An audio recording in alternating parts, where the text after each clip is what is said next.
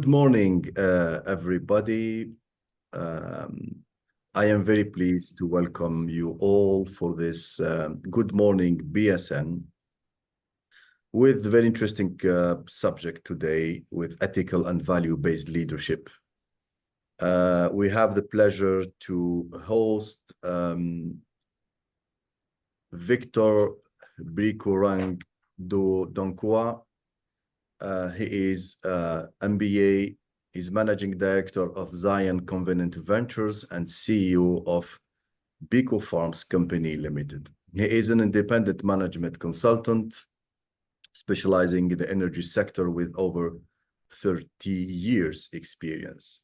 After working for several years in both the private and public sectors, he teamed up with his nephew to start their own consulting firm in 2002. He advises on and provides training and coaching in strategic and operational aspects of management, change, marketing, selling, and client relationship management. He has six publications to his credit. It is interesting to have Victor with his hat of entrepreneur, because it's very important when speaking about ethical leadership. When we are in general incorporation, we can hide behind the strategic, it's the company orientation, but it's very interesting to have this ethical leadership when you are an entrepreneur. So welcome, Victor, and thank you for being here with us today. We have as reflector as well, Margaret Adjei Danso. She is MBA as well, Director of Sustainable Agriculture, Gender and Women Empowerment. She is also founder of Fertile Acres Farms. Welcome, Margaret. She will be our reflector for today. Welcome, everybody. I am seeing in the chat that you joining us from Nigeria, from the UK, mostly from Nigeria. So welcome, everybody, and welcome, of course, to our colleagues from BSN all over the world. So the floor is yours, Victor. I will start sharing your presentation right now.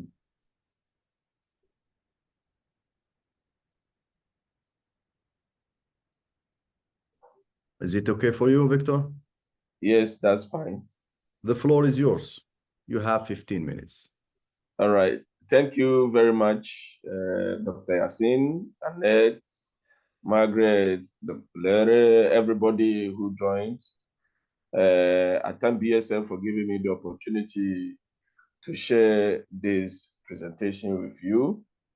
It is a topic that is on my heart, and I am motivated to talk about this because recently in Ghana, the topical issue is about illegal mining.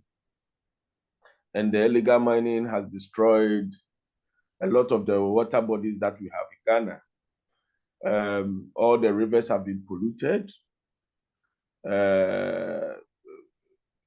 People are not doing the right things. And that has prompted the government to take action about this. The president of Ghana, Nana Addo Dankwa, was talking about this issue, and he said people told him to tread cautiously because the very people that are engaged in this activity are the people who voted for him. And he said this somewhere in 2019, and he said, well, when he's faced between the choice of doing the right things and getting along, then he has to do the right thing. So that brings us to what we call ethical leadership. So what is ethical leadership then?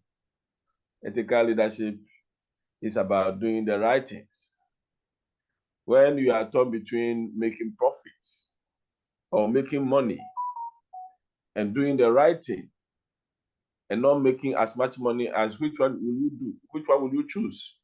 Will you choose to do the wrong thing and make as much money, or you do the right thing? So ethical leadership is about doing the right things and treating people in the right way. And whether you are a CEO, a CFO, a CSO, HR, you are faced with the situation of behaving ethically. But Henry in 2009 stated that there are 5 roadblocks of ethical leadership. But sometimes you want to behave ethically, but there are things preventing you from behaving ethically. And the 5 roadblocks were, the first one was professional and social pressures. Sometimes there is a need for the leader to conform, to behave in a way that others do so that you fit in. So if everybody is using child labor or forced labor, because that is what is happening, will you also do the same thing because you want to get along? Is there a pressure for you to do it? So this is the first thing. Social pressures forces people to behave unethically. The second one is pursuit of pleasure. Sometimes the leader makes unethical decisions because their emotions are focused on gaining pleasure. Okay, they want to make money. So because they want to make money, they will do the wrong thing to make money. People will do anything for the money. So it is what prevents people from behaving ethically. The third one is desire for power. And I remember a minister one time visited a government agency, asked of an employee who was not there, and immediately ordered that that employee should be fired. And I asked myself, why? What is happening?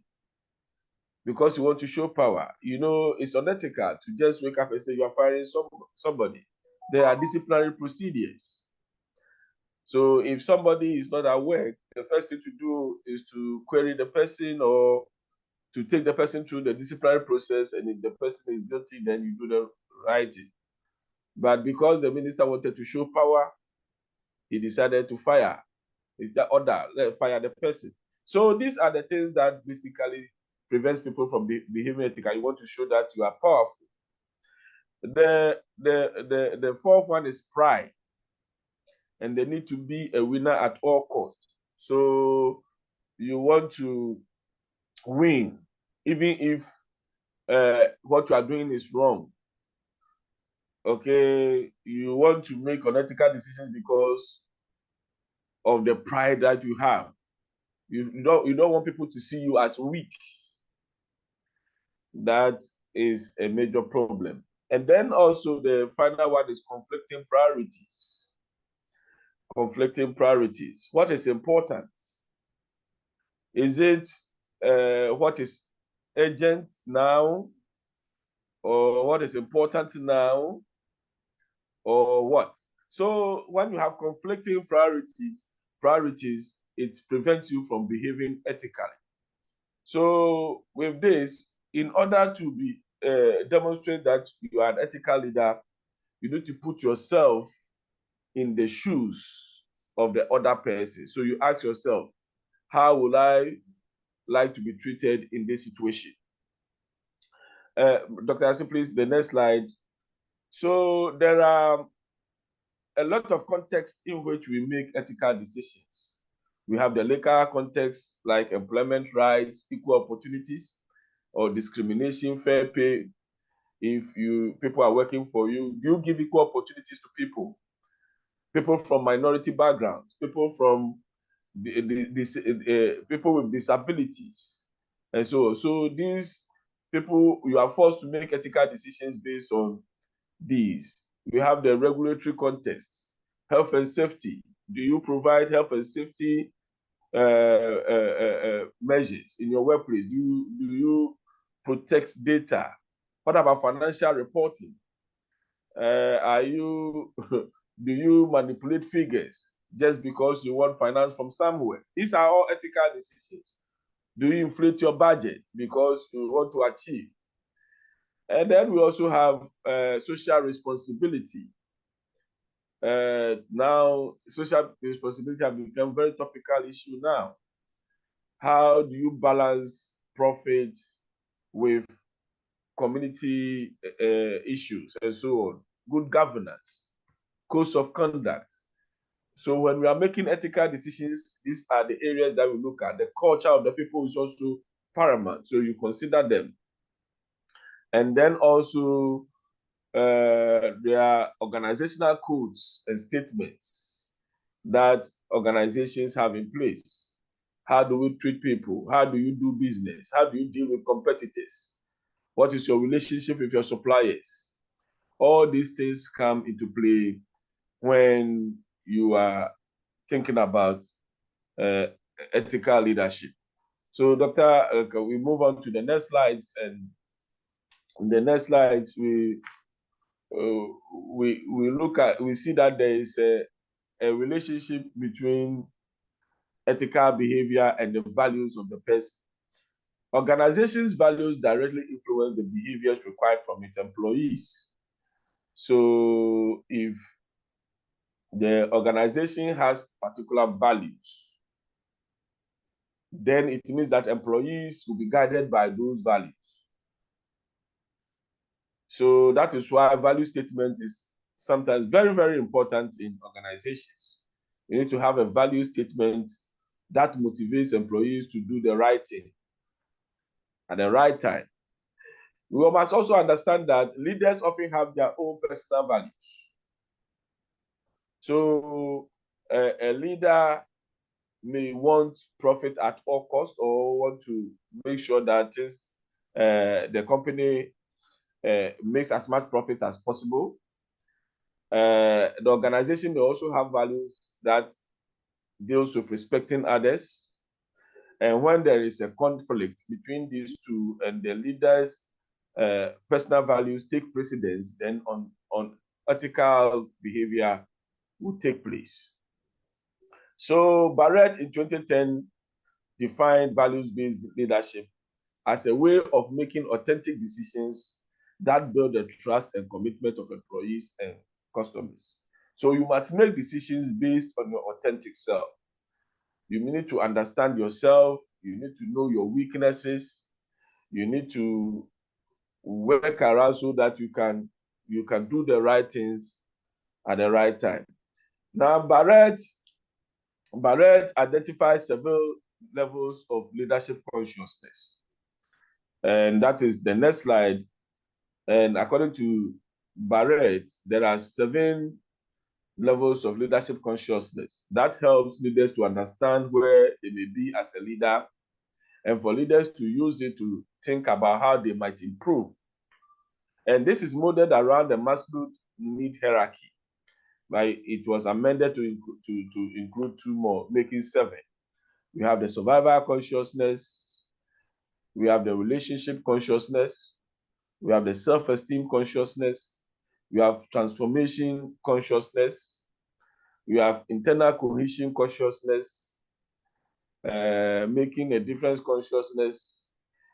So these are the 7 levels that he basically talked about. And according to him, your position on the 7 levels of consciousness model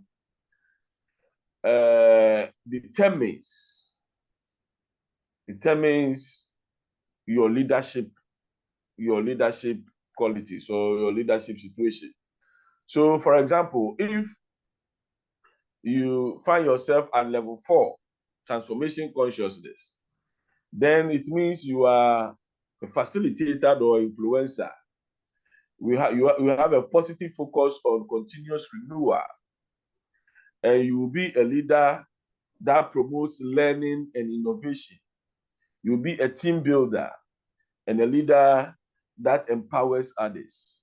So it is important for everybody to identify where he is on the 7 levels of leadership consciousness and see what he has to do to improve. If you are level 1, then that means you need to work harder to move from level 1 to level 2 to level 3 to level 4 to level 5 to level 6 to level 7 to ensure that you are doing the right thing.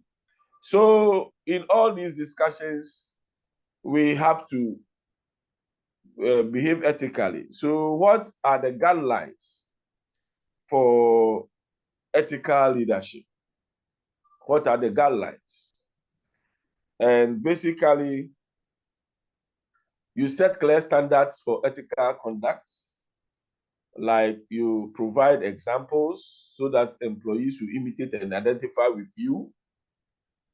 You model ethical behavior in your actions, like encouraging dissenting views, clarifying issues. You can distinguish between causes and symptoms. You can identify complex interdependencies. All these things will help you to become an ethical leader. You also help people find fair and ethical ways to resolve problems and conflicts. You need to oppose unethical practices. If you are being forced to comply with unethical assignments, you must refuse. You must not conform. You must make actual complaints to higher management or whatever. You must threaten to publicize unethical behavior. And then you must implement and support programs that support ethical behavior, like codes of ethics, ethical issues, responsible for developing policies and practices, education programs, methods to monitor ethical complaints, and so on. So basically, this is what ethical leadership is about. And I believe I have exhausted my 15 minutes, but I believe that there are some good takeaways that we can take from here, wherever we are as leaders, wherever we are as managers, what we need to do to behave ethically. Today, GHG, that is carbon emissions, have become very topical now. What are you doing to mitigate emissions and so on? This all boils down to ethical leadership. Thank you very much. Thank you very much, Victor, for your presentation and the interesting insights. So, Margaret, the floor is yours for 5 minutes reflection on what Victor provided us as ideas and insights. Okay. Thank you so much, Victor, for such an insightful and educative presentation. First of all, I would want to use my role and myself as a case study so that I can reflect on. As an ethical leader, I think it is more wise to have integrity. Integrity in the sense that you should have high moral standards, and you have to align your personal values to that of the organization that you work with so that you can achieve your goals and then your objectives. Typical example is I was assigned to go and audit an institution. That is to say, the head of the institution has been promoted and we have to audit and then return reports to management to, hand over. Upon going through the document, we realized that the head has, inappropriately spent the money in the organization, and we had to write out a report. So the head of the institution wanted to, buy my report instead of reporting to management. But then due to the high values that I have, my integrity at stake, I realized that I don't have to fall for. Whatever be the case, I have to present to management for them to also take the right decision. So as an individual, it is very important to, have high standards for yourself. And then again, as an auditor, you should be confidential in the sense that you have to keep private information, sensitive information to yourself, either than disclosing to third parties. With the work that I do, it is not everything that you would have to discuss with other members. We work in teams. So as a team, we sit, we deliberate, and then we issue out a report. So I think to be more ethical, you have to be confidential about everything that you do as an auditor. And then again, you have to build trust. Trust in the sense that your team members must see you to be dependable, reliable, and somebody they can open up to anytime, any day. Because being ethical leader, you should adopt a leadership style where, your people would have all their confidence in you. So if you are not true to your words, and you handle stuff anyhow, it becomes very difficult for the organization to thrive. Simply because yourself, you might not even believe in yourself. Neither will your, team members or the organization also believe in you. And then I also think that it is more important to empower subordinates. And so far as we work in teams, we always have to delegate power to our subordinates so that they can also, gain the confidence to, take charge, lead presentations, learn, and also go out to say action learning. Because every quarter we sit down and then we discuss our challenges. So we try and then appoint any other member to be a team leader.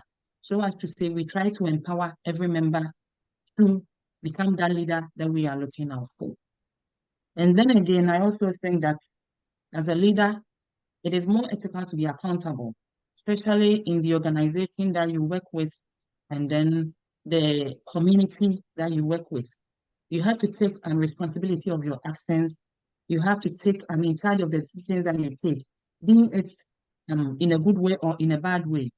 So even if it turns out to be unsuccessful, as a leader, you should be accountable for it. And then you try to, take work on it and then come out with a positive solution. I also think that it is more imperative to be more compliance with the rules and the regulations that we work with.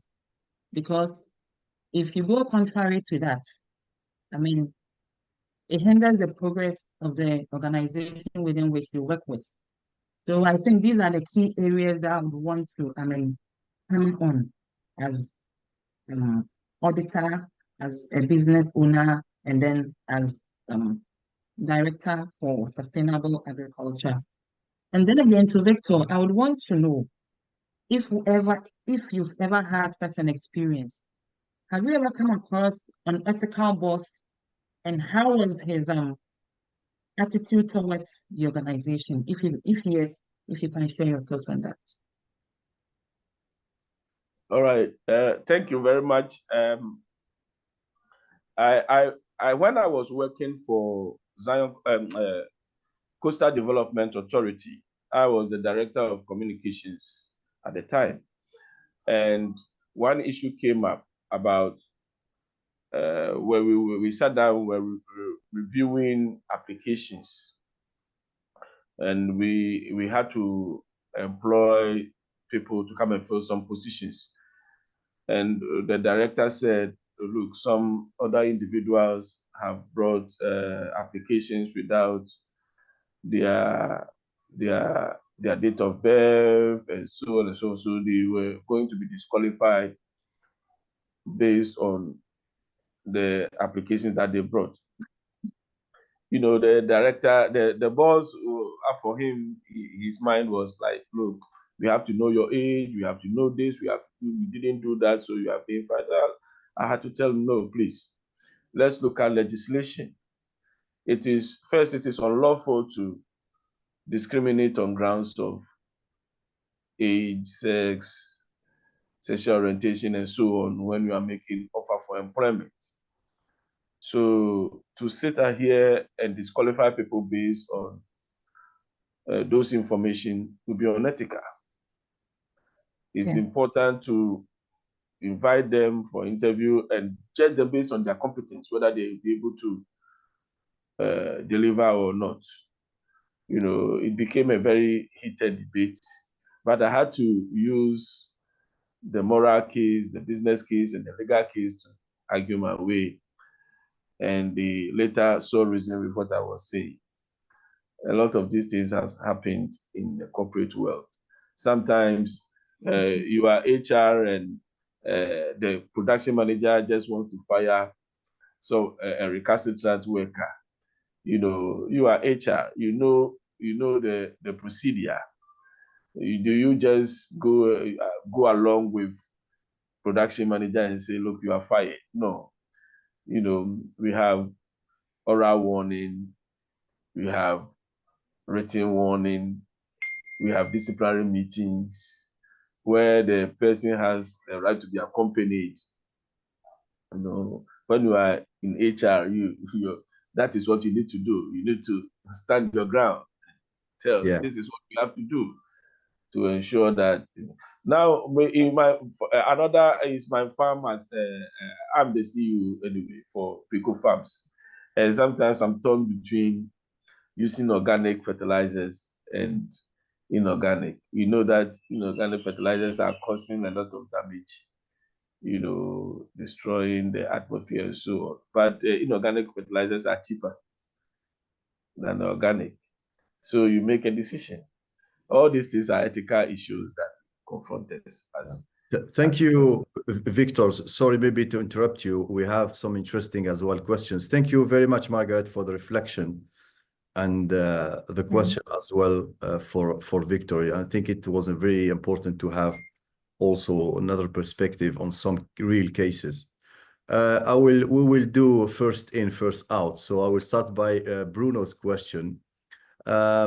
Ethical leadership is easily achieved through cultural norms and practices. Do you agree or disagree with the statement? Yes, I agree. Because sometimes when the people have accepted a certain kind of behavior, it's difficult to tell them otherwise. People think that this is how we do it. In our part of the world, particularly in Africa, Ghana, for example, attempting to instill that the right thing is done, you are considered arrogant, you are considered knowing everything, and so this is what we have been doing a long time ago, and you are not the one to come and change it. So sometimes the culture of the people determines how a person, but what is right is right. What is right is right. Even though the people says, let's do this, this is how we do it. Do you go along with it? In the olden days in Africa, they used to sacrifice human heads for a king. When a chief is going to be buried, they will kill a human being. So you say because this is the culture, so you also conform with it. No. Yeah. So you see the answer, yes. So, but it is important to know that the culture influences ethical decisions, and sometimes you, as a leader, you need to walk a tightrope. You have to be very careful not to offend the sensibilities of the people as well, and you need to be very tactful when you are behaving ethically. Thank you, Victor. Another question from Felix. When faced with dilemma where personal ethical values conflict with business interests, how can a leader balance the two and communicate their decisions to stakeholders? Yes, it is important always to look at the interests of the organization, because organizations exist to make profit as well. So it is important that you make sure that you don't take decisions that affects the profitability of the business. So as a leader, you must be very careful. You must weigh your actions. You must weigh your actions in such a way that you don't do things that affects the sustainability of the company, and also you don't also do things that is unethical. So there is always, as a leader, you need to be very tactful in how you handle matters. You balance company profits with ethical values. And that is why when you are a leader, you need always to ensure that you go to the board and you insist on ethical code of conduct, so that the company will have an ethical code that everybody complies with. Okay, that will help. When there is an ethical code, it helps solve all these matters. If the company does not have an ethical code, that is where the conflict arises. So as a leader, it is your duty to ensure that you push for an ethical code of conduct to be written so that everybody will follow your example or what you are saying. But like I said, you always have to lead by example. You have to do things for people to look at you and say, okay, this is the right thing to do. Always show example. Even if they are doing the wrong thing, what you do yourself should speak to the others that yes, what you are saying is the right thing. Thank you. So leading by example. Yeah. Thank you very much, Victor. We have also Tom Daldrup who raised his hand, so I will maybe allow him to ask his question. Tom? Are you with us, Tom?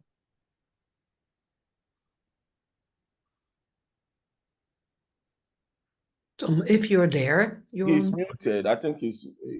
I just allowed him Tom, to speak, so here. So. Tom, you have to unmute yourself. Can you unmute yourself, Tom, please? He may have raised up his hand unknowingly by error. Okay, so we will continue with the other questions. So it's a question from Adam. Does ethical leadership start from the macro or micro level? Maybe Margaret can give us insights, and maybe Victor, if you can add something on this. I will repeat the question. Does ethical leadership start from the macro or micro level? All right, thank you. I see that ethical leadership starts with the micro level because that is where you start from the individual perspective, how you, understand your own values, how you see yourself before you can move into the broader aspect of it.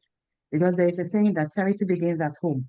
So you as an individual, if you do not have those ethics, if you do not have any standard values, if you do not have any moral values, you can't extend it beyond what you think. So I think it starts from the micro level.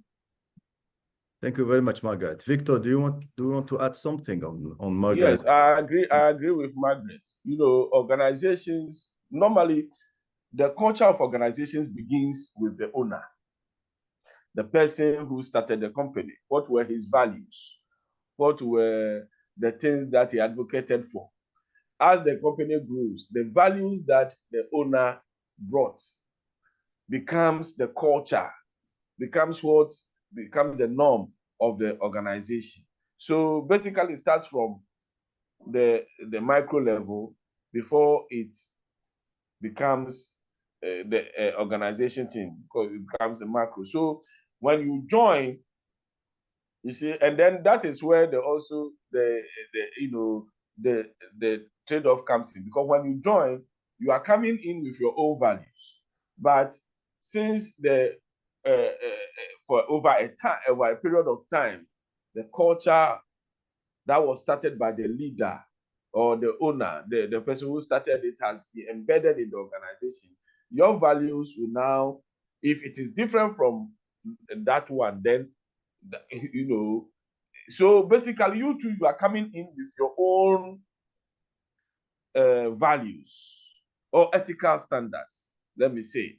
And when you come and it doesn't conform with the organizational values, that is where the conflict arises. So you decide, either you leave or you help to change things, or you conform. So it always starts with the micro. Thank you very much, Victor. Another question from Omolara. Ethical behavior is the soul of any business. So how do you deal with an organization team lead who is bottle or unethical disposition? Any reaction from the subordinate to make them lose the job? Any known one dared address him? I want to believe that it is a proper, this is more, let's say, a statement. I want to believe that it is proper to institute whistleblowing in business environment to enhance ethical behavior. I think you just covered this issue between the balance between the micro and the micro level. So I will take another question from the chat from Brian. How does one instill this leadership across the organization continually? This is a very interesting question. Maybe for you, Victor, and then Margaret, if you want to add something. The question again, how does one instill this leadership across the organization continually? Means maybe sustain. How can we sustain this ethical leadership in more continuous, let's say, manner? It's simple. Lead by example. When you continuously, show the people that this is it, everybody will begin to, but it is also important to always have an ethical code that guides the workforce. Okay, when you have it all over the buildings, people enter the workplace and the first thing they see is the ethical code of conduct. They read, okay, and periodic meetings, training to instill in them the values of the organizations can help. But the most powerful is to lead by example. Yeah, thank you very much, Victor. Margaret, do you want to add something on this interesting? Yeah. I think I want to cite my organization as an example. Typically, every Monday we have morning huddles. So as to say, every staff or every member of the organization, you have to reflect on, review the visions and then the missions of the organization.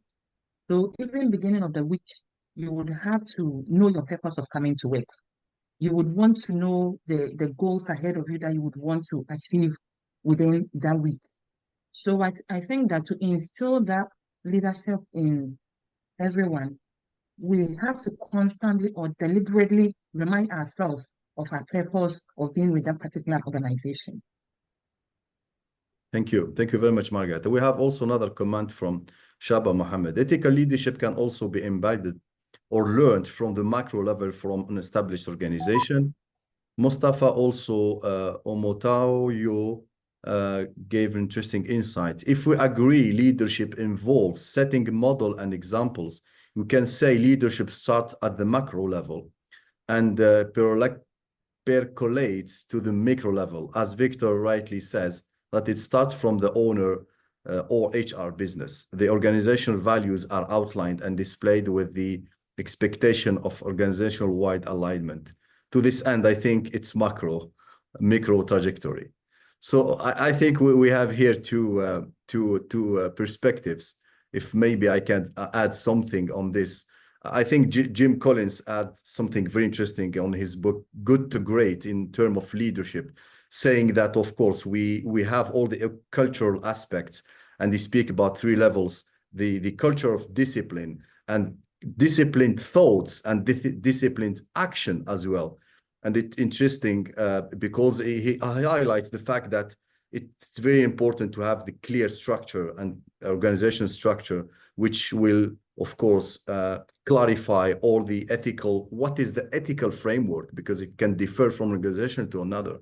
And of course, self-study can provide interesting insights in terms of culture. So, of course, the culture is very important because this is what allows this sustainable ethical leadership for more medium and long term. There is also interesting insight from Dana Zohar, which she wrote an interesting book called Quantum Leadership, and it aligns really with the starting point of Victor, speaking about the environmental and sustainable development aspect of leadership today. And she has very interesting argument saying that leaders connect with their environment with real connection at quantum level, speaking about that each leader and each entrepreneur and each organization has an impact on the environment. So leaders, from ethical leaders must think about this, how their organization, how each action, each operation will impact the environment. And it was very interesting also to hear that the starting point from Victor was indeed from this aspect of macro organization taking care of the environment. And also, Margaret, I think you focused more on the micro level, saying that we cannot sustain it if we don't have the right people that will really hold this position of leadership and provide example. So do we have other maybe questions? I think that we have also another comment from Shaba Muhammad, especially through coaching, mentoring, etc. at macro level. Yeah, I think this is what we are talking about the example, and how, of course, we need to empower people to sustain this culture of ethical leadership. So I think we have covered all the points, the questions, the comments. I think we will end up this session. Thank you very much for all of the attendees, for the BSN community. Thank you very much, Victor, for your insight, for your presentation, and taking care of the questions. Margaret, as well, thank you very much for the reflection and your insight. And thank you very much, everybody, and see you soon for the next Good Morning BSN. Bye-bye, everybody.